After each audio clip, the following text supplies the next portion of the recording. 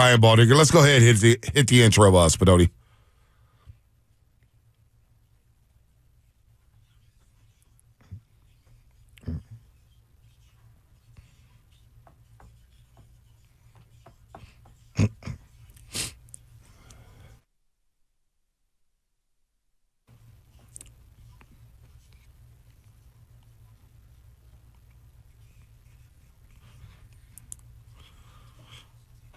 All right, our main man, Brian Baldinger, joining us on the Box Here Girls and Guest Line, presented by Golden State Lumber. When you succeed, we succeed. Visit GoldenStateLumber.com. Super Bowl 58 in the books. And it's good to have you on this morning, Baldy. It's so good to have you. Oh, we're going to be on for the next hour. Great. We got Baldy on for the next hour to break down this game. We'll take some calls in the second part of this interview. Cannot wait to do that. Baldy, Super Bowl 58. Let's start with this. Last week you came on the show and you said the matchup that will dictate this game would be Spags versus Shanahan. Shanahan versus Spags. And after watching it back a second time, I think it's safe to say Spags got the upper hand. Now, what did he do to gain that upper hand against Kyle Shanahan in the Super Bowl, Baldy? Well, they couldn't get the deep ball. I mean, they tried a number of times to Debo, to Ayuk. They tried to get the ball down the field. They defended it, whether it was because of pass rush, blitz, or just great pass defense. And so that was a big part of it, was that. And then, they just like Kyle was trying to take his shots down the field to try to get big plays, just like after Tiggs' interception, they go right down the field and Ayuk is there and the protection broke down. Just the way Kyle was trying to dial up his explosive plays, Spags is doing the same thing. He's trying to pick his spots to come after Brock Purdy. And, whether it was 3rd and 4, like you just explained, on that big play there before overtime, they couldn't do it. I mean, Spags he just sort of outmanned him in a couple of cases. Now, look, they also beat him also for Juwan Jennings' touchdown was against the blitz zero, and they beat the blitz. They had a good play on against it, and Purdy got the ball out fast. It was a good route, and they beat it. They beat it a couple of times, but they also lost to it a bunch. So, when you're looking at this, there's so many elements. I mean, Debo getting as many targets as he did, it felt like he was getting smothered no matter where he went. CMC was pretty ineffective after the first drive running until overtime. George Kittle not getting enough touches. Ayuk not getting enough touches or looks. Where are you at in terms of the balance, the game plan, just what they were trying to do offensively before we get into the individuals? Well, they went 3 straight drives in the third quarter of 3 and out. I mean, nobody's getting any touches if you can't get a first down. I mean, that's 3 straight drives. You don't get a first down. You're not staying on the field. It's 9 plays. Yeah. And, you had field position, first down at the 44. Mm-hmm. And, they can't block up front. And you come away with nothing. That's a big turnaround, Joe.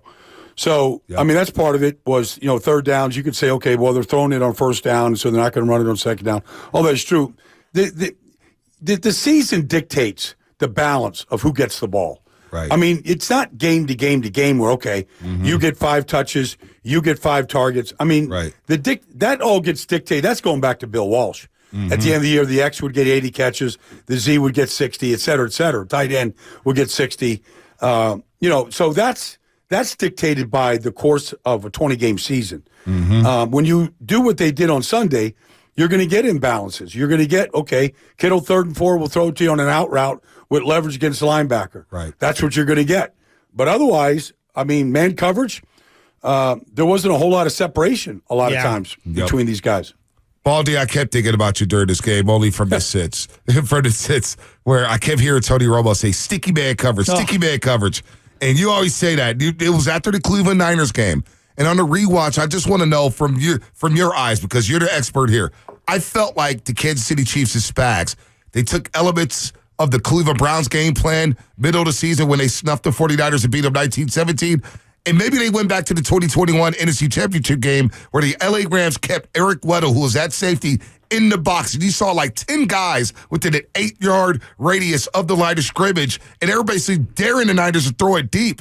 Kansas City, it felt like it was the same game plan. Sticky man coverage. We're going to sit on the end routes. We're going to be very physical at the line of scrimmage with Debo and Brandon Ayuk, and we're going to make you throw it somewhere else. How much did Spags pick apart from that? Because it felt like I was watching the same defense from Cleveland and the LA Rams in those two instances.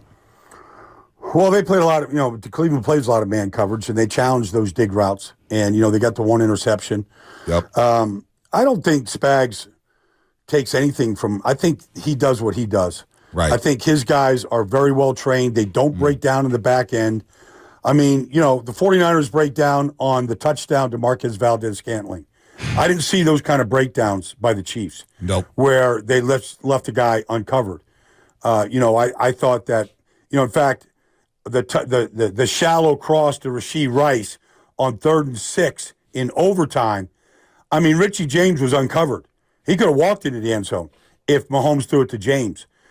I saw breakdowns in the secondary of the 49ers that I didn't see in the Chiefs. And so while they do blitz, and they did go through a gauntlet of, Miami and Buffalo and Baltimore and then finally San Francisco, one consistent factor in a Spags defense is they don't beat themselves. And they didn't beat themselves. Yeah, I was really impressed with their linebacker speed. Obviously, their secondary makes unbelievable plays on the ball. And just up front, they were dominating the 49ers offensive line. It felt like one of the worst Trent Williams games like I've seen in a Niner uniform. You examined it, and then I guess just offensive line as a whole, I don't understand some of the protections. I didn't play, at your level. I don't understand what goes on. When I see Mahomes at the line of scrimmage, he's pointing and he's calling out different checks. And some of it is he's changing the play. Some of it is he's talking to the lineman in front of him. I don't see that in a Shanahan offense. And I saw a lot of breakdowns. Like, they lost a lot of one-on-one matchups, but I saw a lot of miscommunication on who to cover and stuff. Break that down in terms of the 49ers offensive line and the communication and where some of this, I guess, non-communication started. Well, they had three major breakdowns up front on plays that could have decided the game. The final play in overtime on 3rd and 4. I mean, Brandon Ayuk is all alone in the end zone. He defeats L'Jarius Sneed. L'Jarius Sneed is on his Sneed. I mean, he shook him. He's down on the ground. And Ayuk is running free. And Brock Purdy's throwing the ball away because nobody blocks Chris Jones. Now, I don't know what was supposed to happen. It looked like it was a slide to the right. Maybe the right guard blew the protection, went the wrong way, because they ran into each other a bunch. Mm-hmm. Now, to your point, they pull their center sometimes, Brendel, to kind of seal the edge on some of these play actions. It's okay. I mean, I've seen that protections. They're not alone. They do it a lot in college. It looks like they were trying to do that a couple of times. They ended up running into each other. Feliciano ran into Brendel. Chris Jones comes free in the final play of the game. They probably scored a touchdown on that play. I can't believe Brock Purdy would miss a wide-open Ayuk. Wow. Instead, he's forced to just throw it away and kick the field goal. But that happened a couple of times. Yep. A couple of times where it was just a clear breakdown. It wasn't Chris Jones winning one-on-one. It was Chris Jones coming free because they blew the protection one-on-one. Mm-hmm. How does that happen? How does that, like, Bull, and I don't mean to interrupt. It shouldn't happen, Joe. But is that on the center? I've looked at it 100 times. Look, I got a video out there that's got 5 million views on it showing just that. Yeah. Like, it's a chance for a touchdown. Okay. Can Mahomes go down and match that touchdown in overtime? Maybe. Maybe he goes 13 for 75 and throws a touchdown on corn dog to McCall. Maybe he does. Yeah. And then Kyle Shanahan's decision to take the ball in overtime looks good. Like, we get the third possession. I mean, I like this thinking about the whole thing. Yeah, did you like his thinking, his thought process there about the third possession? Because we've been going back and forth on that. Originally, being at the Super Bowl in real time, I felt like the defense was gas. So I get why they took the ball, you go down to score, but I wasn't also privy to the overtime rules. I forgot about the Josh Allen stuff, so I'm thinking, man, they score a touchdown, game over. Oh, wait a minute, Kansas City gets another shot. And we know Kansas City, if they do get the ball, they're probably going to go for two. So you do believe Shanahan made the right decision taking the ball and thinking about the third possession? Because my thought process was, let's get a score and get a stop. Forget the third possession. We may not make it that far. Well, I mean, it affected everything Kansas City did on their drive. I mean, they go for it on 4th and 1 at their own 35. Yep. If there isn't these overtime rules, maybe they don't go for it. Maybe if Kansas City gets it in the first possession and they give it to Mahomes, maybe Andy Reid, 4th and 1 at his 35, doesn't take a chance. Exactly. Maybe he punts it away there. So I mean, you have to play it all the way out. But I thought the reasoning that Kyle gave was sound. Okay. And look, they easily could have scored on the opening drive. And if Mahomes goes down and matches that score like he did, you get the third possession, exactly what Kyle was saying. Like I didn't have any problem. I mean, Fred's out there, he calls tails, it comes up tails, we want the ball. Well, they had a good drive going, 3rd and 12. Right. There's juice for 13. I mean, they converted a bunch of good plays to get down there. They just didn't finish the drive. What did you make of what did you make of them basically all coming out afterwards and saying that some of the players didn't necessarily know the overtime rules? What was your read on that? Well, I mean, 2 things, Joe. One, I knew Kansas City knew the rules because they changed the rule. It was their win against Buffalo that changed the rule. So, as soon as it was in, and they're like, Josh Allen is sitting there on the bench with a long face going, they're going to change this rule. You can't not let Josh Allen get the change. But honestly, I don't know, I'm picking a player. Whether Mike Pennell knew the rule or not is immaterial. It really doesn't even matter. They got the ball first. They were going down there to score. All right? And whether they thought the game was going to be over if they scored a touchdown or not is immaterial because they didn't score. But really, it doesn't make any difference. I mean, there's a lot of people that needed to be reminded of just what the rule was, and that's what they did, during the coin flip. They explained the new rule, and it's the first time it's been enacted in a playoff game. It's different than the regular season rule. Right. So that doesn't even concern me. Players don't know rules. They just don't know enough of them, to be honest with you. Even the muff punt, by Darrell Luter. I mean, there's a reason why Ray McLeod's going after it. It's a free ball. Right. Okay? I mean, you got to go recover it. Now, there's a miscommunication there, maybe. Maybe McLeod should have been yelling whatever it is to get away. But, I mean, there's coaches that don't know these rules. It's so technical in some ways right now. No doubt. Brian Baldinger here on the Morning Roast, courtesy of the Boxer and Girls and Guest Line. All right, the Niners defense. I thought they did a hell of a job for the most part of this football game. What did they do so well to really slow down Kansas City, especially in the first half? They were getting three and out, third long. I thought Steve Wilkes and company were on their game for at least the first 2.5 quarters of football, maybe even 3. I did too. Chase Young played well. I mean, he got individual performances that we hadn't seen. They got behind the sticks. Mahomes looked like he was a little frenetic, trying to get rid of the football. I mean, obviously, by the time they got to the fourth quarter, they got into a rhythm with Kelsey, and they got Kelsey matched up on Fred Warner, and they took advantage of it. I mean, Fred was on him a lot of the game, and for much of the game, they didn't go to him. Fred did a good job. I don't think it was really fatigue necessarily. I don't think you go to, 13 plays in overtime, those number of plays are going to add up for any team, especially if Bosa's out there 95% of the plays and you're just trying to keep your stars on the field for as long as you can, and you lose Greenlaw. Like you lose them, you lose a lot of speed and playmaking ability. But, for the most part, I thought they just played what they do. I thought they lined up and played, and Mahomes really couldn't get the ball down the field the way they wanted to. I thought Bosa was excellent for the most part in this game and was ferocious in terms of his pursuit. And Mahomes just kept making plays, even negating big losses. So Bosa was great. And then also losing Greenlaw. How much did that impact them, Baldy? Well, I remember talking to Fred week 1 against San Francisco this year. And, they have no tandem of linebackers in the league have started more games together than Dre and Fred. They play off each other. They communicate well together. They split duties together, whether it's covering the back, the tight end, man, zone side. Like they're just seamless in how they play together. And, Fred had a great game, but, Dre was having a great game too. I mean, so fast to the ball that, Pacheco wasn't able to get going. The screen game was dead, dead, for the most part. They got a couple, but, that they really just ruled the middle of the field and they took it away. To see Dre run on the field with the excitement that he had, and to see that happen, it's inexplainable. Like your heart sinks for the kid, and really, that's it. Like that tandem of linebackers is second to none. They've been starting for 5 straight years together. Like there's nothing that either one of them do that the other one doesn't know what they're doing at the same time. Wow, and Norman Burks had the difficult task of trying to slow down Kelsey, and Kansas City noticed it right away. So what really got KC going there? Because you mentioned Baldy late in the game, a lot of breakdowns in the secondary there. What did KC do so well in adjusting and finding some open lanes in the pass game down the field? You brought up Watson last week. He had some big catches for Kansas City for some big first downs, a couple of third downs, the fumble recovery. You brought that up. You also brought up Tick Brown, who had a hell of a game as well. So you sounded good there, Baldy. But what did KC do so well in adjusting and getting those breakdowns for the Niners secondary?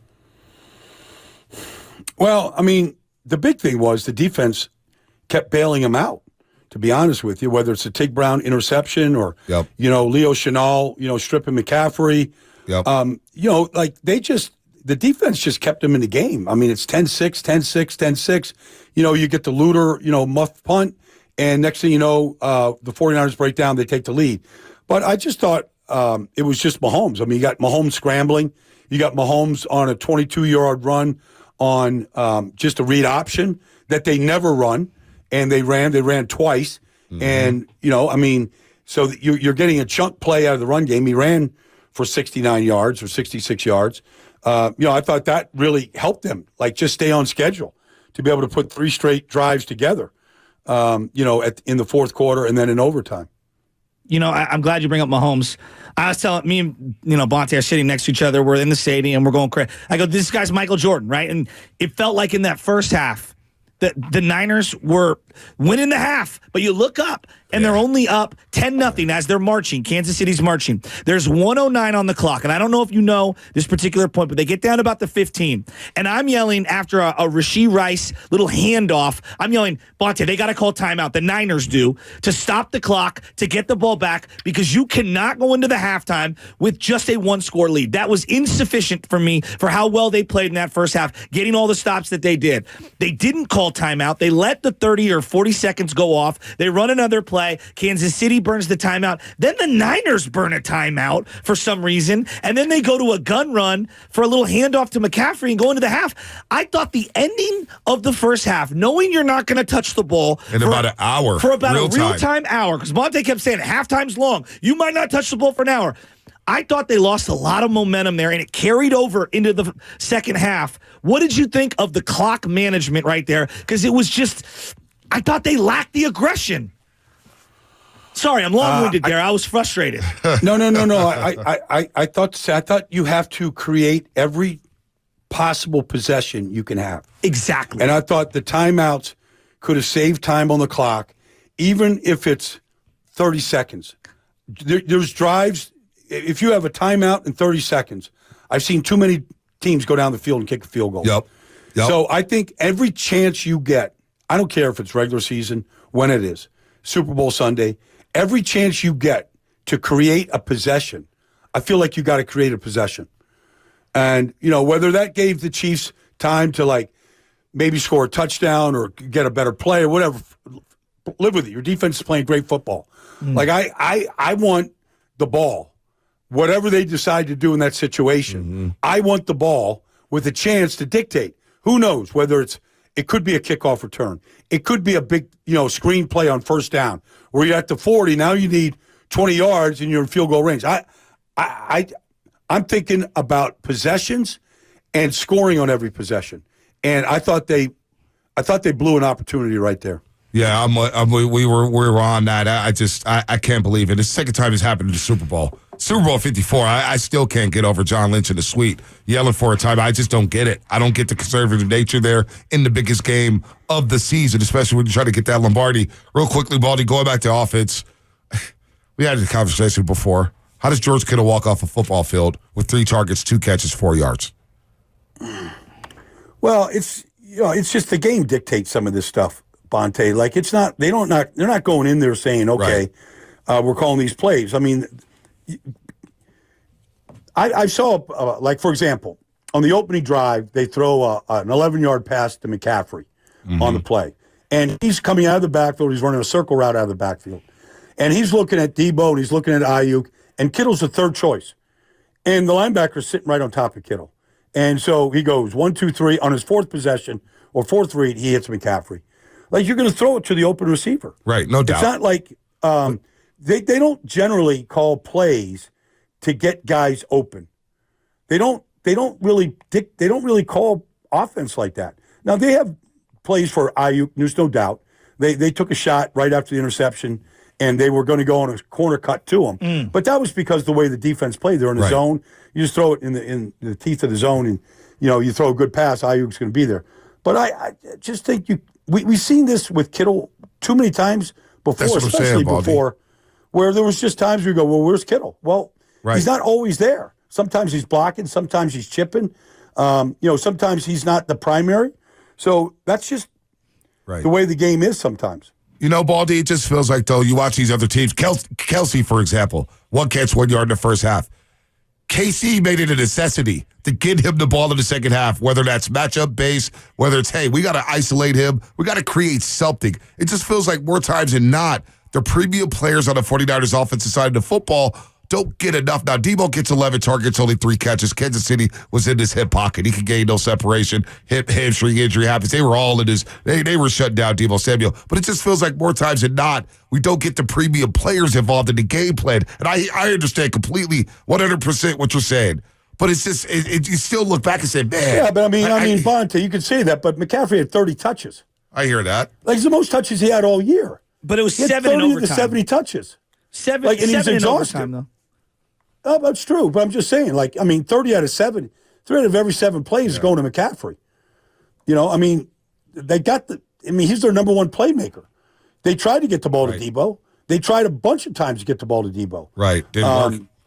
No. Look, Kansas City, you can't D it up any better than what they did. And up front, the thing that would frustrate me as a 49er fan is you can't go back and watch this game the way you guys have and the way all 49er fans have. And I'm sure Lynch and Shanahan have sat down and watched it together and not go, how many chances do we have to win this game? Yeah. They get too many chances to win the game. That's the frustrating aspect. That's the frustrating part. We can pick apart, okay, Kittle's get 3 touches and, you can pick apart all this stuff. And that's what you do when you lose. Yeah. But at the end of the day, they had so many chances to win this game. Like, it must be just killing them right now. Way more than 4 years ago. Oh, my gosh, Baldy. We were sitting there 10-3 at the half, and I'm looking at Shaska. I'm saying, we're leaving this game on the silver platter for the devil. And the devil is Patrick Mahomes.